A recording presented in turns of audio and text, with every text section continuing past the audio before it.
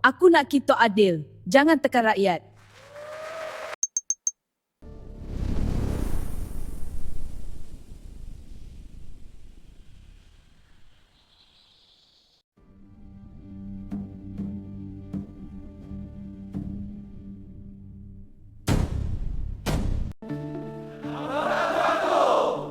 Aku nak kita adil. Jangan tekan rakyat.